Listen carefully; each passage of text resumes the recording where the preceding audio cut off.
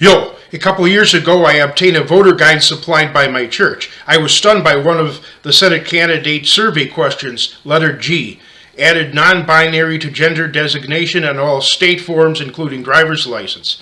Non-binary is not found in my Merriam-Webster dictionary, even though it's unabridged. Typing up non-binary on Conservapedia redirects to their article titled Gender Confusion. For non-binary on Wikipedia, they admit that such a designation didn't exist until the mid-1990s. Rational Wiki admits that non-binary has nothing to do with aspects of anatomy, but rather with one's personal self-identification and lacks scientific documentation. I delved into the history of so-called non-binary people.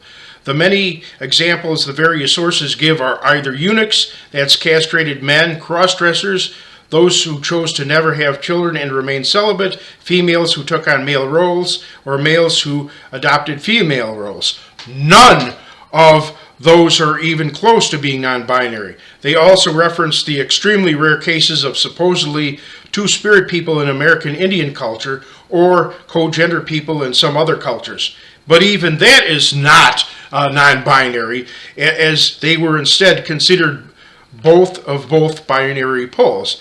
There has always been the 1 in a million rare individual who's neuter due to birth defect, but that's neither male nor female, not being betwixt a supposed spectrum of male and female. Some note that while typical males have XY chromosomes and typical females XX, there are genetic mutations causing Klinefelter syndrome, XXY, Turner syndrome, partially mixing an X chromosome, and others. But these people have been known to identify as either male or female, while those who identify as non-binary apparently have regular male XY or female XX chromosome.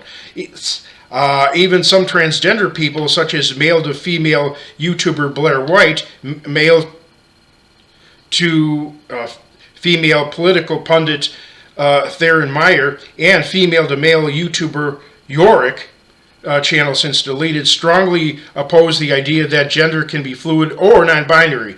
They consider it a slap in the face to their realization of the gender binary and distress over being on what they felt was the wrong pole.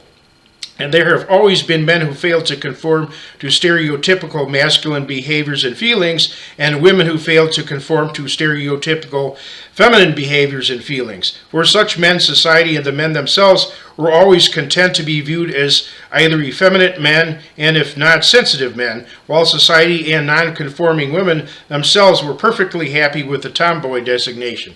Again, the non-binary designation never existed anywhere on planet Earth before the mid-1990s. Yet people on this supposed gender spectrum are even identified by specific terms and characteristics.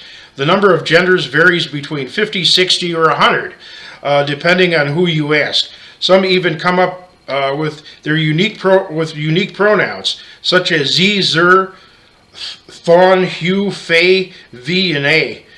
This reminds me of Alice's Adventures in Wonderland, where Alice said to the White Queen, "One cannot believe impossible things." The Queen responded, "That's because you haven't practiced. Why, sometimes I've believed as many as 6 impossible things before breakfast."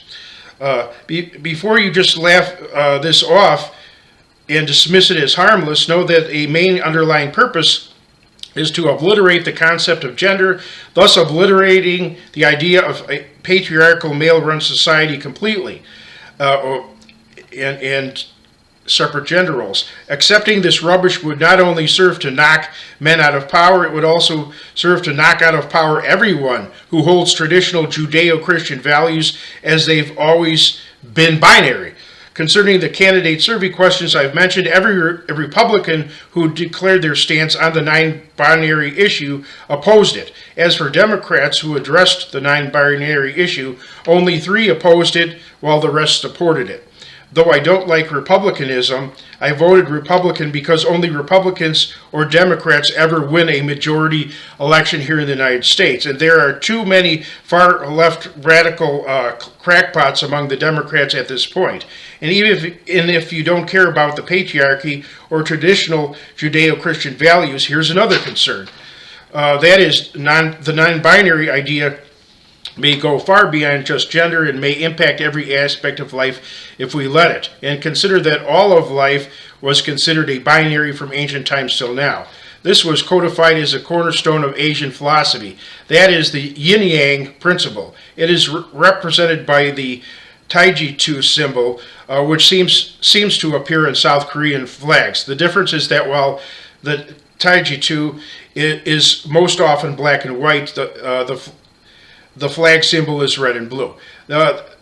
There's only a slight difference in meaning. They both indicate the concept of dualism, where the universe is comprised of active and receptive principles, which are interdependent. Consider the following natural binaries: oceans and continents, or land and sea, plants and animals, day and night, fire and ice, life and death, wet and dry, pregnant and not pregnant, front and back, in and out, eaten and not eaten, on and off, open and closed, sender and receiver, stop and go, action and reaction, questions and answers, and space and substance. Electromagnetism consists of positive and negative charges and repel and attract. Turning is either clockwise or counterclockwise. All numbers are even or odd. All motion is either towards or away.